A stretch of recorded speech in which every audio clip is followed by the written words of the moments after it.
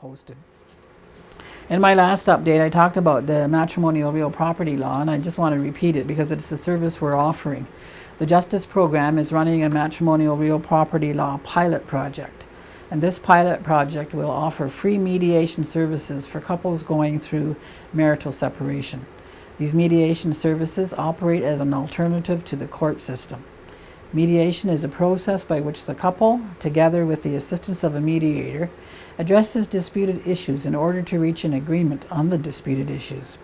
If you or someone you know is going through a marital separation, you can contact the Justice Program at 226-446-9904 or by email at justice@sixnations.ca to get these mediation services, which are offered free of charge. Issues that can be discussed include child support, spousal support, parenting plans, the division of the matrimonial home and property, and the division of other assets. Again, you can contact the Justice Program at 226-446-9904 or by email at justice@sixnations.ca. On another session we have going are to assist members with the administration of estates land matters. So to do that, Indigenous and Northern Affairs will be holding monthly sessions starting on September 6th, and then they'll continue on the first Tuesday of each month. And these sessions will be held at the Lands and Membership Office at 67 Bicentennial Trail in Ohsweken. If you want to attend one of these sessions, please contact Whitney Martin at 519-751-2889 to make an appointment.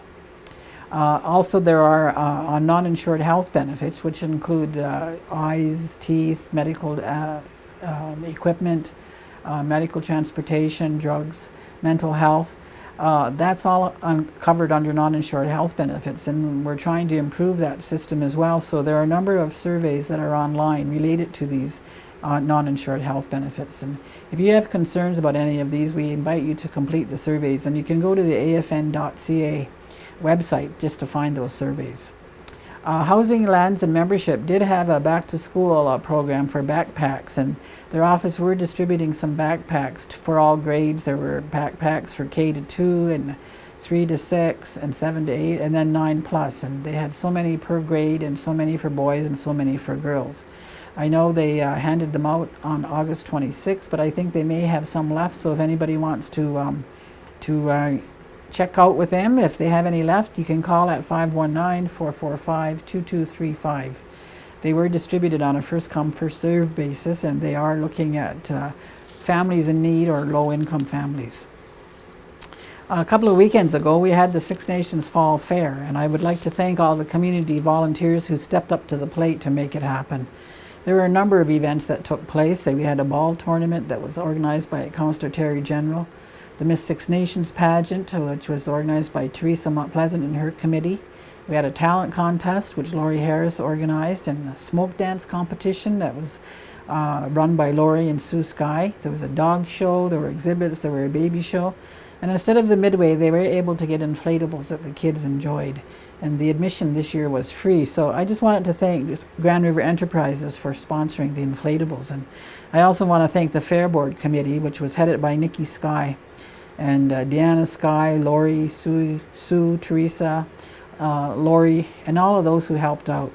I know there was a lot of criticism because there were no rides this year, but and there was a poor attendance. But you know, let's thank the people who at least tried to do their best to put the fair on. And I'd like to put a challenge out to all community members. So let's come together and you know, the Six Nations Agricultural Society is looking for members. So you know, I encourage people to join, and let's start working now as a community. Let's all come together now and start working on planning and fundraising for next year's fair, because next year it will be 150 years, and I think we all don't want to see it fail. We want to keep it going. So I'm going to continue to encourage people to step up, and you know, especially those that had criticisms, you know, let's come together and let's make it work. So watch for notices of any of their upcoming meetings, and again, please step up to help.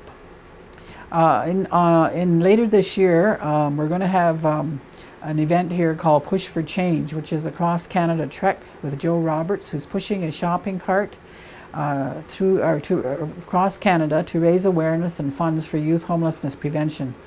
The Push for Change team will engage with Canada's population throughout the journey by participating in over 400 community and school events in every province and 3 of the territories. We are working with the OPP and the Six Nations Police to host Joe Roberts in our community on December 14th. We are looking for community champions to walk with Mr. Roberts for a short while when he is in our community, and we also hope to hold a community information session with a meal when he is here. So please watch for more information on this event and upcoming events. And if you want to check out Push for Change, you can visit www.thepushforchange.com. So school has started. I ask everybody to be careful on the roads, watch for the kids, and the dental school program wanted me to announce that the consent forms will be sent home with the children next week when school is in. That would be, and the parents need to fill out the information and don't forget to sign them before returning them to the school. Please fill out the no section with a signature if your child is not going to be going to the dentist through the Six Nations school program, and please return all consent forms to the child's teacher. There's also a notice that New Directions is holding ballroom dance lessons. So all you dancers with soft feet, get out there and join that. It's going to start on September 7th, and it will run until November 9th. And the lessons will be from 6 to 7. They'll be held at J.C. Hill School. So come on out and learn the waltz, the foxtrot, the rumba, the cha-cha, and other dancers. You can call New Directions at 519-445-2947 to register.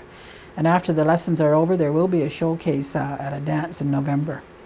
I'd just like to congratulate the Miles to Go on their annual walk. Miles to Go is a non-profit organization that is dedicated to increasing knowledge, strength, and willpower to challenge and go forward in dealing with various issues and problems related to cancer. It's a non-profit group that holds a night of caring and sharing every year. This year it was their 10th annual walkathon, and it was held on Saturday, August 27th from 6 p.m. to 6 a.m.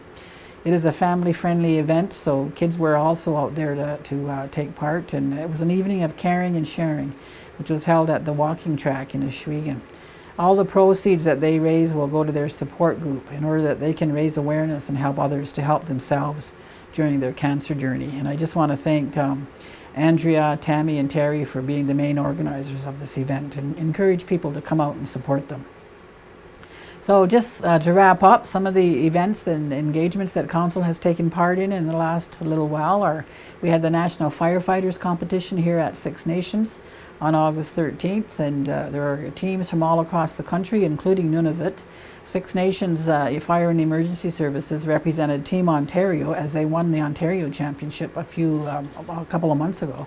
Well, they were successful in being the national championship, and we're so proud of our Team Ontario and our Six Nations Fire and Emergency Services.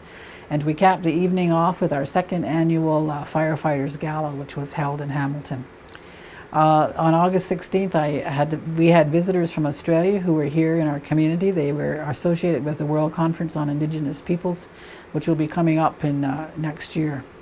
I also hosted a meeting of women chiefs and women leaders here from around Southern Ontario. They've been meeting regularly, and they had their meeting here at Six Nations.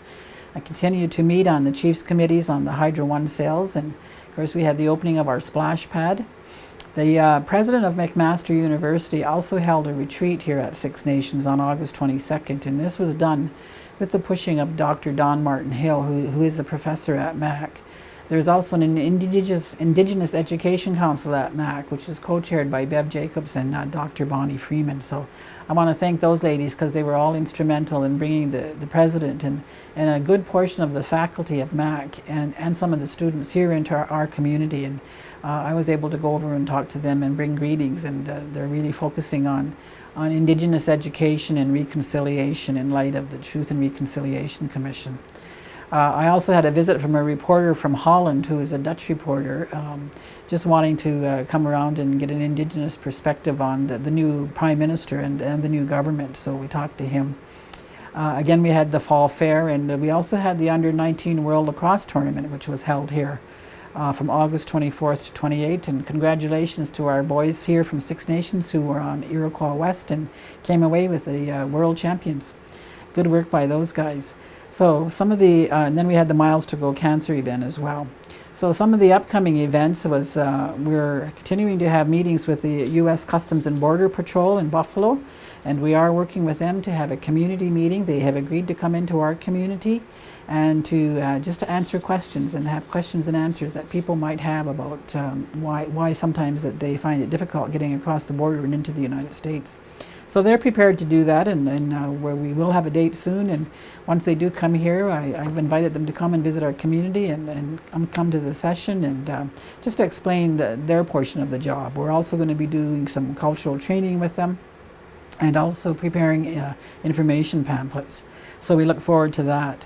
And then on August 30th and 31st, the Ontario First Nation Steering Committee on Housing, we're meeting at Six Nations, as well as the Political Confederacy of the Chiefs of Ontario. On September 2nd, I encourage everybody to visit the Woodland Cultural Centre. The final session and the presentation of the doors that have been beaded, panels have been beaded for the doors on the opening of the Doors to Dialogue workshops that have been held since January. This is a session that was coordinated by Sam Thomas and Paula Whitlow from the Woodland Cultural Centre.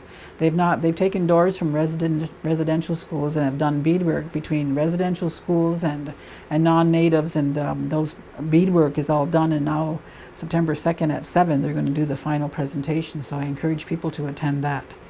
And on September 7th and 8th, the Iroquois Caucus will be meeting here at Six Nations. And of course, we got to keep reminding people that next year is going to be big for us with the North American Indigenous Games and the World Conference on Indigenous Peoples Education. So that's it for this report, and I just want to end by congratulating all the royalty from the fair, the Miss Six Nations, Miss Teen, Pre-Teen, Little Miss, Mini Miss, Tiny Tots, the whole shoot and match of them. And also congratulate again the Iroquois West and say good luck to the Six Nations Chiefs on the road to the Mann Cup. I know they can do it. We've got going down to the final strokes, and because we want to be the host for the Mann Cup here at Six Nations again. Yawa.